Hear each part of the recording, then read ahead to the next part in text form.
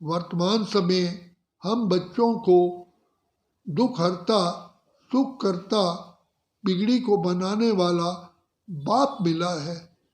तो जिन बच्चों को, जिन आत्माओं को ये निश्चय है कि स्वयं सर्वशक्तिवान इस कलयुगी संसार में आकर के हमको पावन बनाने के लिए आए हैं, तो इस निश्चय से इस पढ़ाई को, रूहानी विद्या को धारण करते हैं। तो भगवान कहते हैं, बच्चे तुम कल्प पहले वाली आत्माएं जो सुखधाम में स्वर्ग के मालिक थे, अभी इस समय पर कौड़ी तुल्य बन गए हो। अब मैं तुमको फिर से हीरे तुल्य बनाने आया हूँ। तो बाप हमको जागृति दिलाते हैं, बच्चे ये इस समय पर अज्ञानता की नींद से जगने का समय है। इस समय कलयुगी घोर रात्रि का समय चल रहा है। चारों ओर दुख, अशांति के बादल छाए हुए हैं और वेद, शास्त्र, उपनिषद, गीता, ग्रंथ, पुराण सब कुछ होते हुए, scientific knowledge, medical knowledge, architectural knowledge, हर प्रकार की नॉलेज है, होते हुए भी आज मनुष्य की जीवन बहुत बहुत दुखी है, अशांत है। सुख के लिए रात दिन सोचते हैं, एक मात्र धन कमाते हैं, लेकिन फिर भी तन सुखी नहीं है, मन सुखी नहीं है, मन अशांत है, परिवार में अशांति है।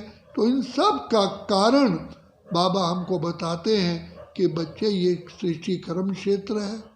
जैसा कोई बीज बोता है उसको वैसा फल मिलता है। तो तुम आत्माओं ने ऐसे बीज बोया है कर्मों का, तो जिसके रिजल्ट दुख मिल रहा है।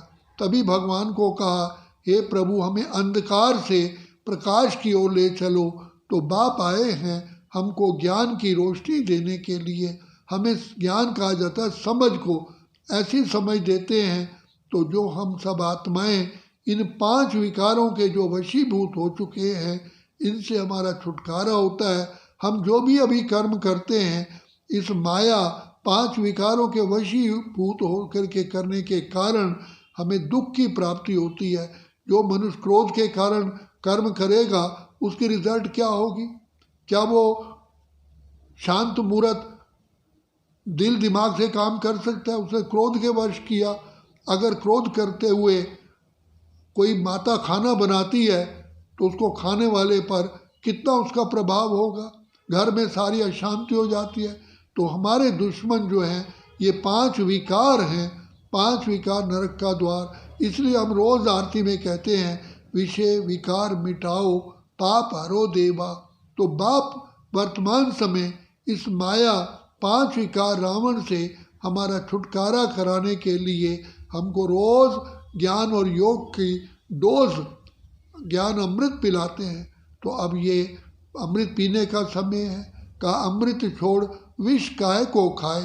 तो अब बाप कहते हैं, जाग सजनिया जाग, अब सृष्टि का परिवर्तन होने वाला है। नई दुनिया स्वर्ग का आने का समय हो चुका है। अब तो केवल इस सृष्टि के जाने की पूर्ण रीति से तैयारी हो चुकी है और सृष्टि का परिवर्तन होना ही है। इसलिए भगवान हमको कहते हैं, जाग सजनिया जाग नवयुग आया।